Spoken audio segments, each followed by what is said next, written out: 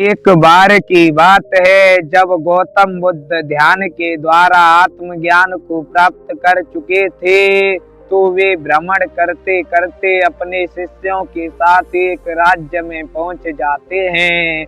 वहां का राजा बहुत ही दानवीर व न्यायप्रिय था। वह एक उचित राजा के रूप में प्रजा की सेवा किया करता था।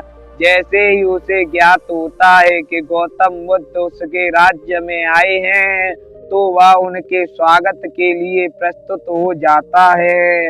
राजा उनके खाने पीने ठहरने इत्यादि की संपूर्ण व्यवस्था करता है और उस राज्य की प्रजा भी उस राजा का बहुत सम्मान किया करती थी, जिस कारण वह प्रजा भी गौतम बुद्ध का बहुत सम्मान करती है।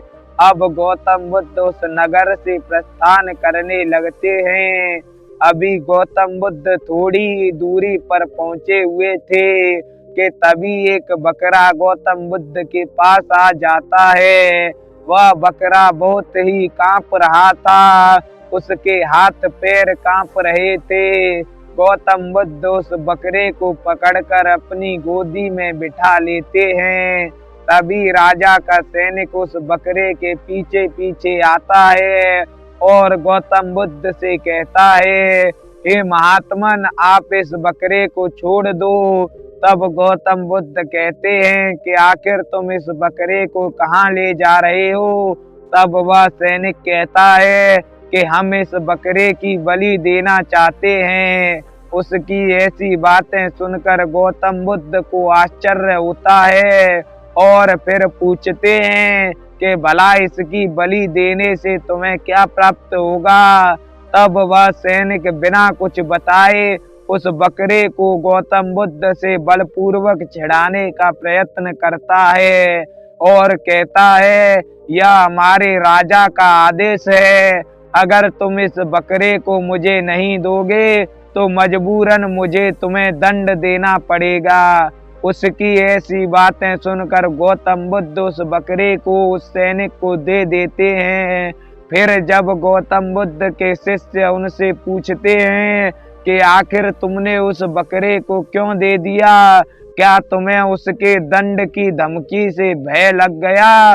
तब गौतम बुद्ध कहते हैं, मुझे उसकी धमकी से भय नहीं लगा, बल्कि मैं तो यह जानना चाहता हूँ, आखिर इस बकरे की बलि देना कौन चाहता है? जिस व्यक्ति के अधीन में यह बलि दी जा रही है, मैं एक बार उससे मिलना चाहता हूँ। ऐसा कहकर गौतम बुद्ध व गौतम बुद्ध के सारे शिष्य उस सैनिक के पीछे पीछे चले जाते हैं।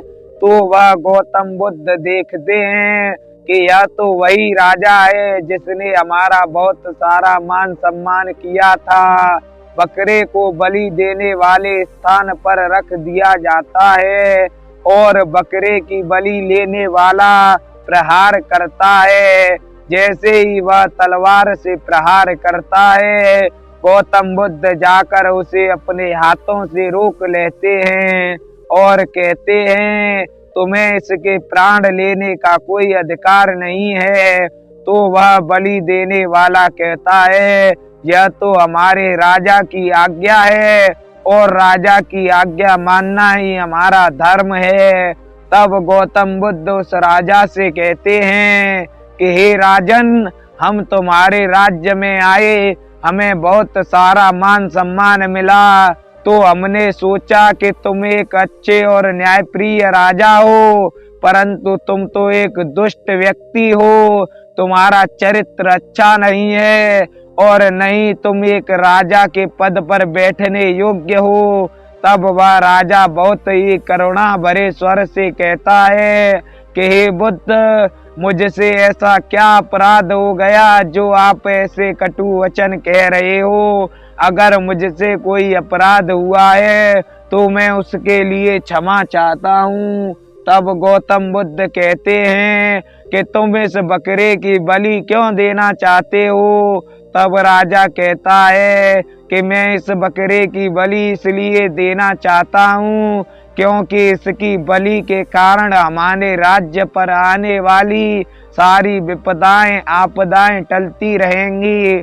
तब गौतम बुद्ध कहते हैं, भला इस बकरे की बलि देने से तुम्हारे राज्य की आपदाओं का क्या संबंध?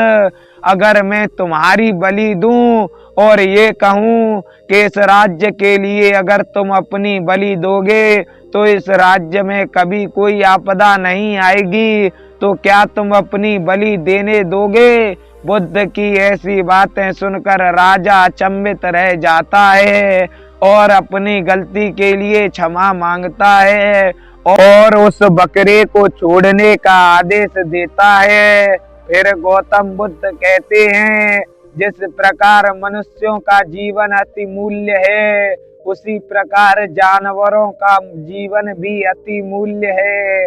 जिस प्रकार मनुष्य अपने जीवन से अधिक प्रेम करता है और अपने जीवन को नष्ट करना नहीं चाहता, उसी प्रकार जीव जंतु भी अपने जीवन से प्रेम करते हैं और वे भी अपने जीवन को नष्ट करना नहीं चाहते।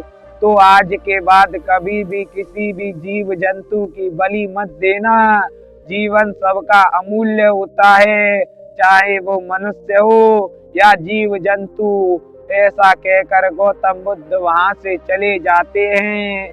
अगर आपको हमारी कहानी से कोई भी शिक्षा मिली हो तो हमें कमेंट करके जरूर बताएं। वीडियो को लाइक करें, चैनल को सब्सक्राइब करें। मिलते हैं जल्द ही एक और नई कहानी के साथ।